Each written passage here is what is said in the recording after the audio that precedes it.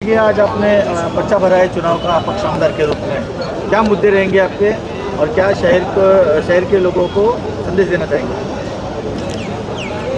आपके माध्यम से सभी शहरवासियों को मैं मुबारकबाद देता हूं, क्योंकि पर्चा मैंने ज़रूर भरा है, बाबूराव शिंदे ने ज़रूर भरा है, लेकिन बाबूराव शिंदे ने 14 लाख लोगों का प्रतिनिधित्व करने के लिए फॉर्म भरा हुआ है। चेहरा मेरा है, 14 लाख लोग चुनाव लड़ रहे हैं। अब मुद्दों की बात करें तो शहर में समस्याओं की कमी नहीं है, समस्याओं का अंबार लगा हुआ है। पिछले 10 साल से काम ज्यों के तो पड़ा हुआ है। पानी की समस्या बड़ी विकराल है, रस्तों की समस्या है, बेसिक बुनियादी सुविधाओं के बड़े प्रॉब्लम्स है, स्कूलों का प्रॉब्लम है, सरकारी स्कूल है, सरकारी अस्पताल है, झोपड़पट्टियों में पानी की प्रॉब्लम है, वहाँ पर सफाई की प्रॉब्लम है, बहुत सारी चीज़ें। झोपड़पट्टी में तो शौचालय की तो हालत इतनी बदतर है कि आज भी हमारी माता बहनों को आज़ादी के 75-76 साल के बाद भी हमारे माता बहनों को आज भी सुबह एकदम भोर में सुबह 3 बजे 4 बजे उठकर जंगल में जाना पड़ता है, खाड़ी में जाना पड़ता है, और ये वाकई में बहुत शर्मनाक बात है। और इन चीज़ों को बदलने के लिए ही हमने लोगों के इच्छाओं का सम्मान करते हुए आज हमने निर्दलीय पर्चा दाखिल किया है। मीरा भाईंदर में पानी की समस्या है, मीरा भाईंदर की पानी की समस्या करीबन 10 साल पहले सॉल्व होनी चाहिए थी, क्योंकि सूर्य डैम का प्रकल्प इसके ऊपर काम करते हुए मीरा भाईंदर और महाराष्ट्र सरकार ने 15-16 साल पहले इसकी शुरुआत की थी।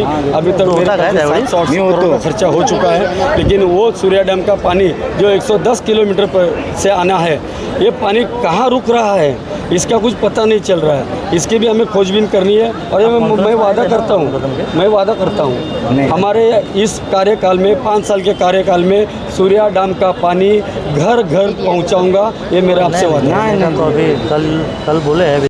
आज 28 तारीख बहुत उत्साह के साथ हमने उम्मीदवारी का अर्ज दाखिल किया है, और जिस उत्साह से आज लोगों ने मेरा साथ दिया है उससे मेरा हौसला और बढ़ा है, और ये विश्वास है की अब इतिहास फिर दोहराएंगे। मॅडम, काल दुपारी तुम्ही मुख्यमंत्री उपमुख्यमंत्र्यांची भेट घेतली, परत रात्री 12 वाजता देखील तुम्ही वर्षा बंगल्यावर होते.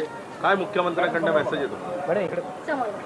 बघा, मी परत एकदा सांगते की अशीच एक सदिच्छा भेट होती, कारण 5 वर्ष पूर्ण झाले आणि त्यांनी जे मला साथ दिलं, आणि सगळ्यात मोठं की टोल माफीनंतर माझं भेटणं पहिल्यांदा झालेलं, तर त्यांना एक धन्यवाद द्यायलाही मी मुख्यमंत्र्यांकडे गेलेली. हे 5 वर्षाचा माझं जे लेखाजोखा होता ते घेऊन गेलेली, आणि त्यांची शुभेच्छा माझ्यावर नेहमी असावी हे प्रार्थना केली. फॉर्म भरा है, जो फॉर्म भरा इधर टिकट डिक्लेयर नहीं हुआ है, तो आपने भाजपा अपक्ष किस या शिवसेना कौन सा फॉर्म भरा? अभी आप फिर से बोलेंगे कि जनता नहीं, एक पार्टी होती है, आप वो बताइए मैडम।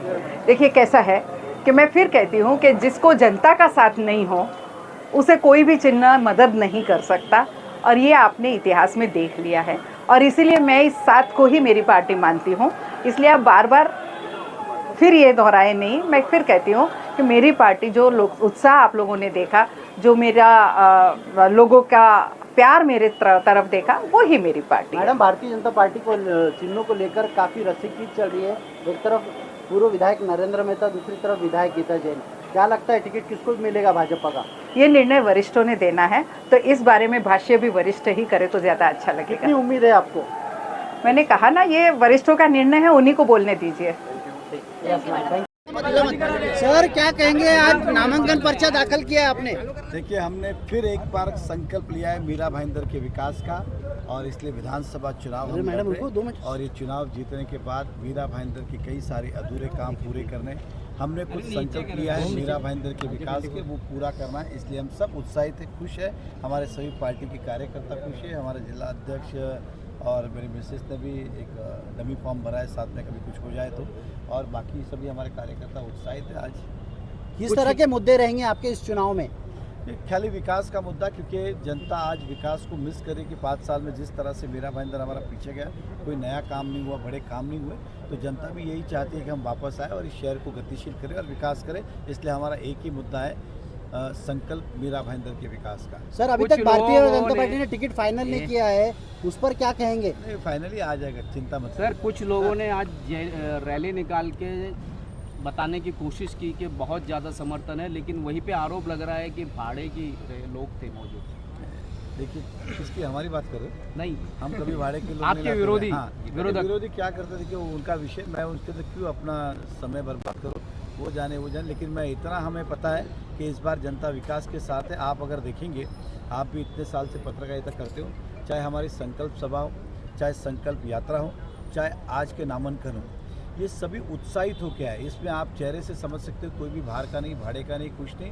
तो जनता का कितना प्रतिसाद है। इस बार जनता उत्साहित है, मुझसे ज़्यादा जनता उत्साहित है कि कब आपको AB फॉर्म मिलेगा, कब टिकट मिलेगा। ये ज़्यादा जनता उत्साहित है और हमें विश्वास है हमारे कार्य के ऊपर और पार्टी के ऊपर कि हमें ये मौका मिलेगा। नहीं मिलता है तो फिर क्या आप अरे ऐसा क्यों सोचते कि नहीं मिलता साहब? कब तक अधिकृत घोषित हो जाएगा परिणाम? आज रात तक हो जाएगा। मेहता साहब, सवाल ये है कि जैसा आज आपने इंडिपेंडेंट के तौर पर यहाँ पर नामांकन पर्चा भरा देखिए, है। एक आपको बताता हूँ, इंडिपेंडेंट तो आप मेरा पूरा 5 से जितनी बार भरा एक फॉर्म रहता ही है।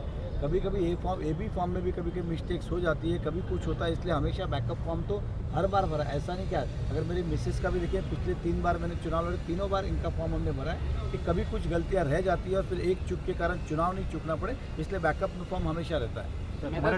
जवाब दो, 10 साल में क्यों नहीं किया, इसका जवाब दो। हिंदी में जानना चाहेंगे आपसे, आज नामांकन पत्र भरा और लगभग देखी गई रैली आपकी काफ़ी बड़ी रैली थी आज की। मेरा कर्म ही मेरा धर्म है। आज मीरा भाईंदर शहर में लोग बोल रहे हैं 10 साल से आपको सत्ता दी, कॉरपोरेशन दिया, आमदार दिया, खासदार दिया, मंत्री पद दिया, आपने भाईंदर वेस्ट में एक सादा भाजी मार्केट नहीं बनाया, क्यों नहीं बनाया, जवाब दो। उत्तन राय मोरवा मुर्दा में एक भाजी मार्केट नहीं बनाया, क्यों नहीं बनाया, जवाब दो। भाईंदर वेस्ट में और ईस्ट में एक प्लेग्राउंड नया नहीं बना, लोग बोल रहे हैं जवाब दो। चुनाव लड़ते हो 145 में और काम बताते हो 146 का। आप चुनाव 145 में लड़ रहे हो। Bhayandar waste, Rai Morva Murdha Uttan, Bhayander east, cabin road, Jesal park, RNP park, Narmada Nagar, इन परिस्थितियों में क्या बदलाव किया आपने 10 साल में, इसका जवाब दो। मीरा रोड में शांति नगर के गार्डन प्लेग्राउंड नगर पालिका महापालिका के ताबे में थे, आपने बिल्डर को वापस दे दिया, क्यों दिया, जवाब दो। पेनकरपाड़े में मार्केट बनाया आपने, रास्ते नहीं बनाए, क्यों नहीं बनाया, जवाब दो। पानी के लिए आश्वासन दिया 2019 में पानी आएगा, क्यों नहीं आया, जवाब दो। मेट्रो 2019 में आने वाली थी, क्यों नहीं आई, जवाब दो। रास्ते के लिए 22 करोड़ रुपए रिपेयरिंग के लिए पैसा खर्चा किया, उसमें भ्रष्टाचार हुआ, कौन है जिम्मेदार, इसका जवाब दो। जनता इस शहर में 10 साल की जो आपको ताकत दी, जनता ने जनता के प्रश्न छुड़ाने के लिए, और आपने वो काम नहीं किया, इसका समाज जनता आज सवाल पूछ रही है। और वही ताकत है जो आज हमारे साथ नाम निर्देशन भरने के लिए, नॉमिनेशन भरने के लिए आई थी। मुजफ्फर साहब, आज हम जो यहाँ पर मेट्रो का काम होता हुआ देख रहे हैं, CC रोड के काम होते हुए देख रहे हैं, तो ये कौन से कार्यकाल में काम चल रहे हैं? 10 साल में क्या हुआ? 2019 में आदरणीय मुख्यमंत्री फडणवीस जी ने कहा था 2017 में 2019 में मेट्रो चालू हो जाएगी, 2024 हो गया, अभी तक काम पूरा नहीं हुआ, उसका जवाब दो। थैंक यू, धन्यवाद। देखिए, मेरा नामांकन जो नॉमिनेशन फॉर्म मैंने अभी भरा है, और मैं आपके माध्यम से जनता को ये कहना चाहता हूँ कि गए 15-20 साल से आप वंचित हो। आप कोई महका में आवे नहीं और कोई भी आपको लालच देगा उसके इसमें आवे नहीं, क्योंकि महाराष्ट्र निर्माण सेना ने कोरोना का काल से जो कार्य किया है, रास्ते का हो, पानी का हो, अनेक विषय में जो आंदोलन किया, उसका नतीजा बहुत अच्छा निकला है और लोगों ने देखा है। तो मुझे लगता है कि कोविड के काल से जो लोगों ने देखा है, और आप लोगों मीडिया वाले ने भी देखा था, हमारे बाल बच्चे को छोड़ के हम लोग रास्ते पे थे महाराष्ट्र निर्माण सैनिक के, और टोल नाका का विषय उन्होंने आंदोलन किया है। हम लोगों ने सबके महाराष्ट्र सैनिक के ऊपर केसेस हुआ है, और महिला हो पुरुष हो, ये सब के तरफ से हमने बहुत अच्छा कार्य किया, रिजल्ट दिए।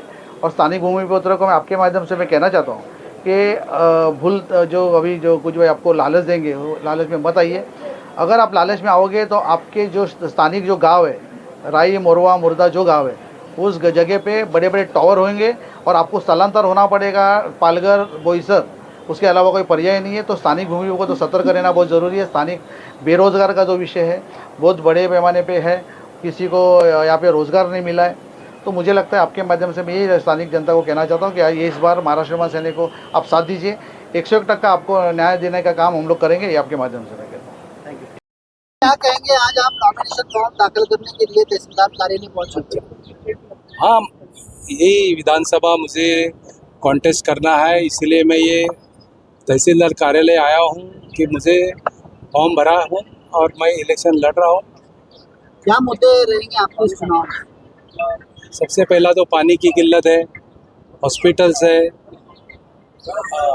डंपिंग ग्राउंड है, शिक्षा का विषय है जो यहाँ पर कोई सुविधा नहीं है शिक्षा के लिए, रास्ते अधूरे हैं, ट्रैफिक की समस्या है, टैक्स डबल हुआ है, पानी का बिल ज़्यादा आ रहा है, ये सब समस्या है। उसके लिए मैं इलेक्शन लड़ रहा हूँ। और जो अपने यहाँ जो स्लम्स एरिया है उसमें जो टॉयलेट की व्यवस्था है उसमें बहुत महिलाओं को बहुत परेशानी हो रही है। ये बहुत शर्म की बात है।